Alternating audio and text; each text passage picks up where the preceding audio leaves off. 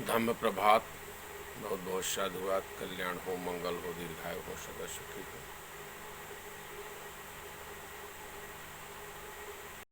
चुनाव आ गया है। लोकतंत्र का सबसे बड़ा पर्व चुनाव।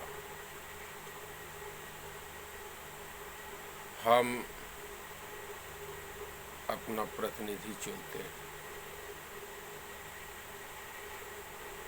क्योंकि भारत में पूर्णतः लोकतंत्र नहीं, वह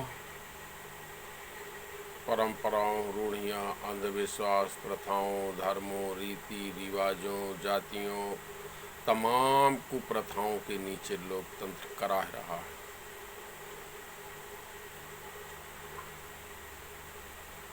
लोकतंत्र का जो धुरी होता है वह संविधान होता है।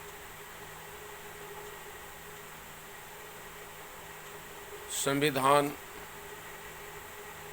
लोकतंत्र चलाने वाले लोग संविधान से छेड़खानी करते हैं।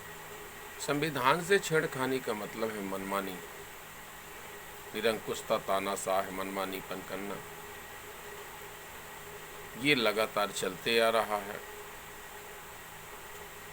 सत्ता में शोषण करने वालों का दल है, विपक्ष में शोषण करने वालों का दल है,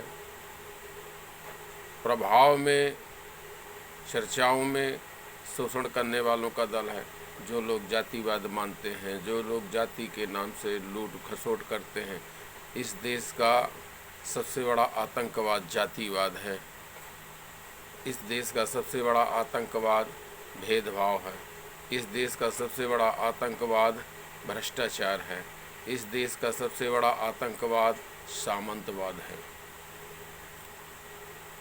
और ये लगातार कारक विद्यमान है। तब तक हम ये नहीं कह सकते कि स्वस्थ लोकतंत्र चल रहा है। और जब तक स्वस्थ लोकतंत्र नहीं है तब तक नागरिकों के अधिकार और हित की सुरक्षा बिल्कुल नहीं हो सकती है। इसलिए ओबीसी, एससी, एसटी और माइनॉरिटी के लोगों की जिम्मेदारी बनती है कि वो दल जो सदियों से भेदभाव फैला रहे हैं, सदियों से लूट खसोट करवा रहे हैं, सदियों से परंपराओं, धर्म और अंधविश्वासों के आड़ पर सारा कारोबार करवा रहे हैं। अभी अभी ये धर्म का कथावाचक के नाम से विख्यात 4-6-10 लोग हैं। पीएम हो, सीएम हो, डीएम हो, सारे लोग चरण वंदना करने जाते हैं और वह पाखंड का प्रचार करता है, अंधविश्वास, अन्याय, अत्याचार का प्रचार प्रसार कर रहा है। संविधान की खुलेआम धज्जी उड़ाते हैं।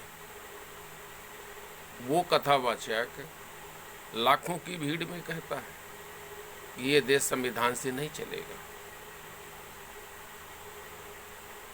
इसका मतलब वो राष्ट्रद्रोही है। लेकिन चूंकि जो राष्ट्र को चलाने वाले शासक हैं वो उसके मंच की व्यवस्था, उसके फीस की व्यवस्था, उनकी फीसों की व्यवस्था है, वो 50 लाख, 60 लाख, 70 लाख, 1 करोड़ रुपए लेकर के वहाँ कथा ये बकवास बोलने आते हैं। और उसकी व्यवस्था भी शासन कर रहे लोग अप्रत्यक्ष रूप से करते हैं। उनके सुरक्षा की व्यवस्था, उनके फीस की व्यवस्था, बड़ा बड़ा 500 करोड़ का, 1000 करोड़ का, 400 करोड़ रुपए का पांडाल, 400 करोड़ रुपए की व्यवस्था उस कार्यक्रम में। ये सारा का सारा कार्यक्रम सत्ता चला रहे लोग कर रहे हैं क्योंकि लोगों का लोकतंत्र पर ध्यान न जाए, लोग लोकतंत्र की परिभाषा न जान सकें, लोग सिविलाइजेशन न जान सकें, लोग नागरिकता, लोकतंत्र, जनप्रतिनिधि, इन सब का मायने न जान सकें। इसके लिए तमाम तरह के प्रयास कर रहे हैं, कुत्सित प्रयास कर रहे हैं, जिससे जनता गुमराह बनी रहे। इसलिए आप लोगों की ज़रूरत है आप पूरी तरह से अंधविश्वास, परंपरा, रूढ़ी, अन्याय, अत्याचार को बलाए ताक में रख करके, जाति को बलाए ताक में रख करके सिर्फ स्वच्छ लोकतंत्र की, स्वस्थ लोकतंत्र की स्थापना करें और लंबे समय से शोषण कर रहे जातिवादी लोग, सामंत्यवादी लोग, पूंजीवादी लोग, बकवासवादी लोग, धर्मांध लोग, इन सब लोगों को आपको करारा जवाब देना है और इन्हें संसद भवन के अंदर नहीं जाने देना है।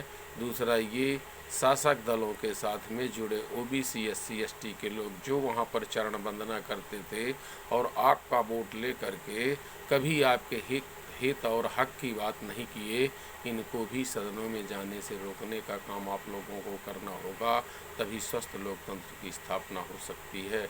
बहुत बहुत साधुवाद। कल्याण हो, मंगल हो, दीर्घायु हो, सदा सुखी।